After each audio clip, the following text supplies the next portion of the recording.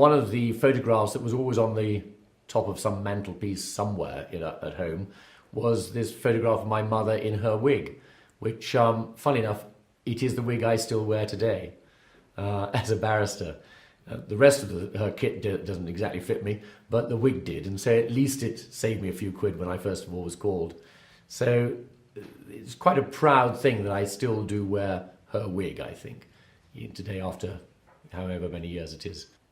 I started off life as a chemist, in so far as it was a degree. I never really was very good at it, but I always wanted to be a lawyer, but I always wanted to be doubly qualified, because I realised how very difficult it was to get on at the bar, and I just wanted to be somewhat different when it came to it. And my parents were from both sides of the profession. I think it's true to say that I'm the first member of Gray's Inn of whom both parents were called to the bar at Gray's Inn, and I think they were immensely proud of that.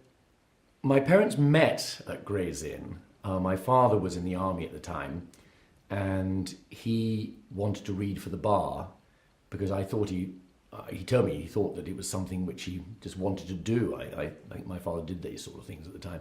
My mother wanted actually to be a barrister, which was, I think, surprising in many respects, because she started off life as a medical student and then switched over to being a law student, and then came to Gray's Inn because there were a lot of Welsh people. She was Welsh at the time. Her maiden name was Val Rees. And she had a number of friends who were at Gray's Inn, and it was known as being the principal Welsh inn at the time.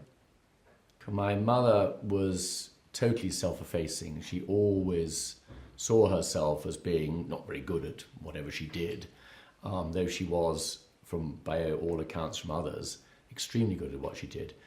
After the war, she went into what's now known as employed bar, and that's with the government, because she gave up after some time. She went out to Singapore with my father, and she got the job first actually in the Colonial Office, which was setting up the Social Security system out there with a young lawyer called Lee Kuan Yew, who then became, of course, the most famous Prime Minister of Singapore, and the Lee family, still very well known in Singapore, and very well-known lawyers too.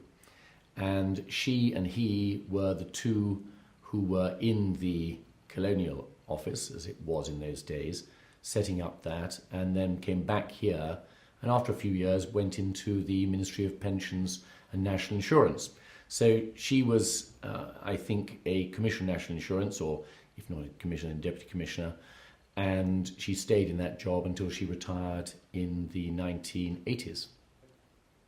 It was a career which perhaps brought forward social justice within the statutory side of things, within the civil service, now called employed barrister, where her contribution and those of others in her profession, and that's to say the legal profession, the women who were employed by the Ministry of Pensions and National Insurance, later on the Social Security system, where they were able to bring that view and also a women's view of things, and not just that which previously perhaps had been a man's world.